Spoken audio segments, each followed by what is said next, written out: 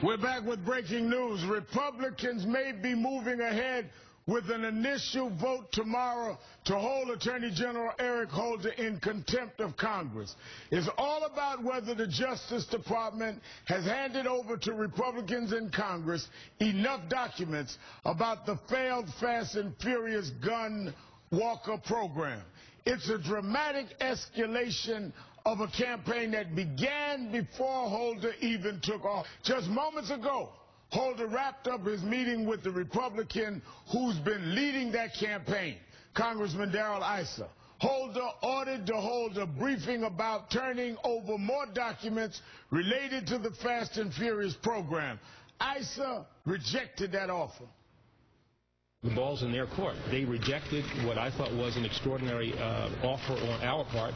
They have, I guess, until they decide, they have the ability to change their minds. But as I said, we made, I thought, was an extraordinary offer, and indicated to them that these materials have been accumulated. They are there for distribution to them. We will make, as I said, somebody available to brief on them, and we will answer questions connected to them. Here's Issa from earlier. We had, I thought, a very good meeting with the Attorney General. That's Elijah Cummings. That is not Mr. Issa. Republicans, we're going to pull up Issa for you, but Republicans have held several hearings on the so-called gun walking program, even though it was cooked up by the Bush administration and shut down by Holder. Despite all that, Republicans are still moving towards a contempt vote at 10 a.m. tomorrow morning. Joining me now is Democratic Congressman Adam Schiff of California. He's a former federal prosecutor who's been outspoken in Holder's defense. Thank you for being here tonight, Congressman Schiff. You bet. Pleasure to join you. Now, Congressman, do you think Republicans will definitely go ahead with this contempt vote? Well, unfortunately, I think they definitely will, and I think that's been the game plan all along.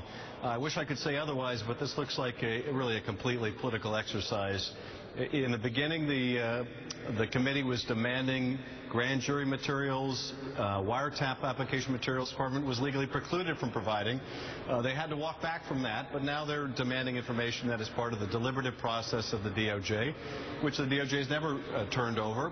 But the Attorney General made an extraordinary offer to do that, to provide additional extensive materials, and that good faith offer, it appears, has been rejected out of hand by the committee. Let me walk through this slowly, because I want to make sure that we all listening, and myself included, understand. The Justice Department has already handed over 140,000 documents, 7,600 pages turned over, 8 hearings before Congress.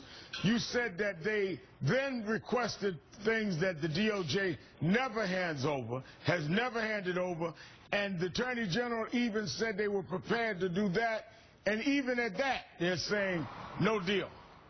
Well, that's exactly right. First they asked for materials that legally the AG's office is not allowed to turn over. Then they narrowed the scope of what they've asked for, but still asked for materials that the Department of Justice, for good reason, hasn't turned over historically. That is part of the work product of the office, the internal memoranda of the office. But the Attorney General, in extraordinary steps, said, look, let's not have a constitutional fight about this, even though it's the Attorney General's view that he's on solid constitutional ground. We will provide materials that we're not obligated to, that historically we haven't provided. Let's sit down at the table and work this out. But I think the problem here is that the committee doesn't really want to work this out, that the conservative base is really demanding these continuing political attacks on the administration, and they found it profitable to go after the Attorney General. If they reach an accommodation with the Attorney General, then that, I think, is disappointing to some of the conservatives. So I'm not sure this... Very interesting, Congressman. You feel that the base of the party is so extreme now that Issa, no matter what the Attorney General says, Issa has to go to keep his base with him. I think that's unfortunately true. I don't know at this point whether Darrell Issa could walk back even if he wanted to. And in fact, that die may have been cast weeks ago. This is unfortunate because it puts the legislative branch, which has an important oversight function, in collision with the executive, really, in my view, for no good reason except the politics of the moment. And we ought to be thinking beyond this moment. We ought to be thinking about what this does to the future relationship between the two branches of government and how the subpoena power is used and how it is abused. But unfortunately here, I think it's become now a completely political exercise. Now, what does it mean in layman's terms if the Attorney General of the United States is held in contempt? What happens? How serious is that? What happens to the Attorney General? Well, the committee will vote on the contempt citation. It will then go to the House floor. Since the House floor is controlled by Republicans, presumably it would pass there. It then becomes a court fight, which won't be decided any time in the next several months.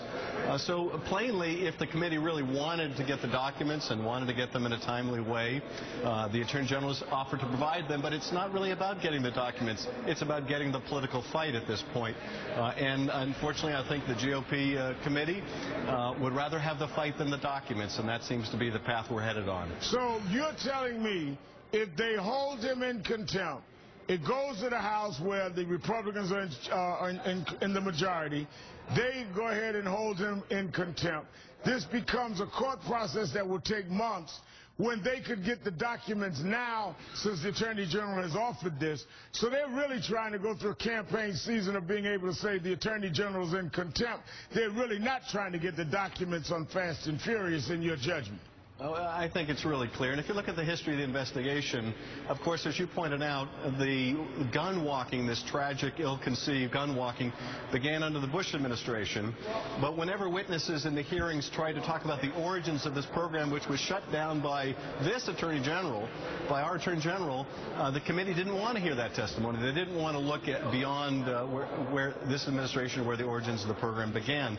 So it's been clear all along that the focus was trying to score political points against the AG and against the president.